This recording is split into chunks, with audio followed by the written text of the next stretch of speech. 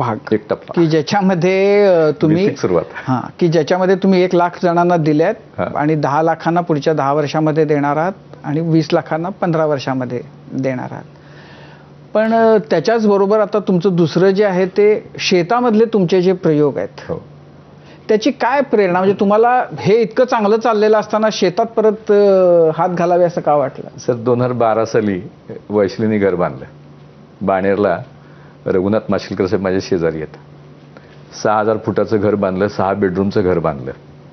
देवाला प्रार्थना केली, देवा 20 वर्ष 10 बाय 10च्या खोलीत राहिलो. 20 वर्षात एवढं सगळं झालं. आता पुढच्या आयुष्यात काय करायचं, तर म्हणलं शेतकऱ्यांसाठी काम करायचं.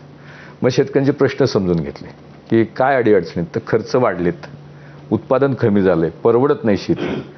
म्हणून मग विचार केला की लोक भेटतात, म्हणजे देव बरोबर चालतो असा अनुभव मी घेतो. विचार केला की लोक भेटतात आणि मला वेगवेगळे संशोधक भेटले आणि त्यांना बरोबर घेऊन आम्ही शेतीची अशी उत्पादनं तयार केली आहेत की मी असं 1000 ट्रायल नंतर दिले की 4 महिन्याचं जर पीक असेल, म्हणजे गहू, हरभरा, भात ही सगळी 4 महिन्याची पिकं असतात. भाजीपाला तर 30 दिवसाचं असतं, 60 दिवस, कोथिंबीर 30 दिवसात येते.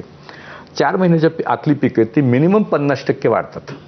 खर्च कमी होतो, 30% ते 70% खर्च कमी होतो BVGची कृषी उत्पादनं वापरली की, आणि उत्पादन वाढतं, उत्पादनाचा दर्जा वाढतो. आणि माझी उत्पादनं जी ती सगळी हर्बल आहेत. म्हणजे माझं पेस्टिसाईड जे आहे ते मी पिऊन दाखवतो. मागं आपल्याच एका चॅनलवरती मी पिऊन दाखवतो, आजही मी पिऊन दाखवतो. पिऊन दाखवलं पेस्टिसाईड, किडीवरती मारा, 10 मिनिटात कीड नाही मेली तर पैसे द्यायचे नाहीत. आता माझी 11 उत्पादनं मी अमेरिकेत लॉन्च करतोय. माझी भारतात थोडी चूक झाली स्ट्रॅटेजिकली, कारण eating pest, sucking pest, chewing pest, eating, sucking, chewing ही बाहेरनं झाडावरती अटॅक करणारे प्रकार असतात. बॅक्टेरियल इन्फेक्शन, फंगल इन्फेक्शन आणि व्हायरल इन्फेक्शन झाडाच्या आतनं येतं. आमचं हे एक औषध 70% काम करतं सगळ्यावरती. तर मी तसं ते प्रमोट करायला प्रयत्न केला. त्यामुळं ॲग्रिकल्चर ग्रॅज्युएटना पण शंका आली. मग शेतकरी म्हणायला लागले की अरे गायकवाड साहेब स्वतः पितात, त्यांना काय होतं तर मी कीड कशी मरेल. त्यामुळं थोडंसं माझी ती स्ट्रॅटेजी चुकली. आता अमेरिकेत आम्ही काय करतोय, फंगीसाईडच म्हणतोय, व्हायरलला व्हायरिसाईड म्हणतोय, मिलीबग मारतात तर मिलीबगला मिलीबग, द्राक्षावरती मिलीबगचा खूप मोठा आजार येतो आणि मिलीबग आले तर द्राक्षाचं एक्सपोर्ट होत नाही. तर मिली किलर म्हणून त्याचं नाव ठेवलं. म्हटलं बाबा आता, आणि त्यात सुधारणा पण केल्यात. म्हणजे चुकातनं आपण शिकत जातो, तशा चुका झाल्या, चुकातनं सुधारत गेलो. आणि त्यात मग अशी सर रेंज झाली आहे की आपण शेतकऱ्यांना माती तपासली, मातीचे 16 घटक तपासणं महत्त्वाचं आहे. पाणी तपासणं देखील तितकंच महत्त्वाचं आहे.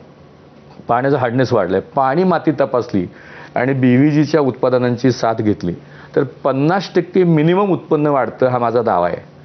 आणि हा 1000 ट्रायल नंतर मी सिद्ध केलं. म्हणजे माझ्याकडं मी सरकारबरोबर पण काम केलं. पंजाबराव देशमुख कृषी विद्यापीठाबरोबर मागच्या काळामध्ये जेव्हा आदरणीय देवेंद्रजी मुख्यमंत्री होते तेव्हा त्यांना मी सांगून यवतमाळ जिल्ह्यातले 2270 शेतकरी दत्तक घेतले.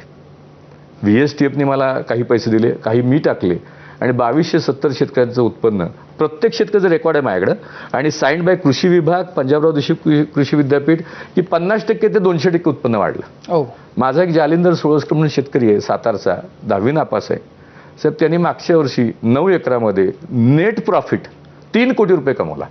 काय घेतलं त्यांनी ढोबळी मिरची, झेंडू आणि टमाटो 3 पिकं घेतली ओपन प्लॉटिंगमध्ये. 9 एकरामध्ये 3 कोटी प्रॉफिट. म्हणजे ॲव्हरेज भारतातला शेतकरी 30 ते 40 रुपये कमवतो. जो जिरायत आहे, जो पाण्यावरती अवलंबून शेती करतो तो 30 ते 40 हजार कमवतो.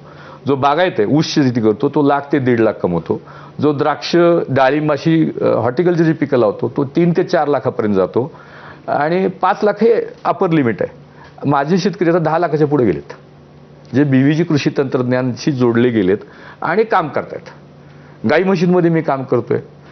गाई म्हशींमध्ये भारत सरकारचा डेटा आहे की 22% जनावरं ही खाटी आहेत किंवा भाकड आहेत, प्रेग्नंट होत नाहीत. तिथं आमचे पाटील नावाचे सायंटिस्ट आहेत, त्यांनी त्याच्यावरती काम केले.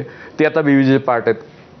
मी जबाबदारीनं सांगतो की मला अशी 10 जनावरं द्या जी 2-2 वर्ष प्रेग्नंट झालेली नाही आहेत. म्हणजे एका जनावराचा खर्च सर 250 ते 300 रुपये येतो रोजचा, महिन्याचा 7-8 हजार, वर्षाचा 1 लाख, 2 वर्षात 2 लाख.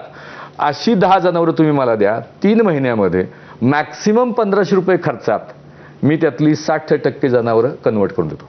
मॅक्सिमम 60. माझा रिझल्ट बॉम्बे व्हेटरनरी कॉलेजचा आमच्या त्या प्रोडक्टचा 82% आलेला आहे. त्यामुळे जबाबदारीनं 60% म्हणतो. मध्यंतरी आदरणीय पाशा पटेल मला भेटले होते. आणि त्यांनी ते म्हणले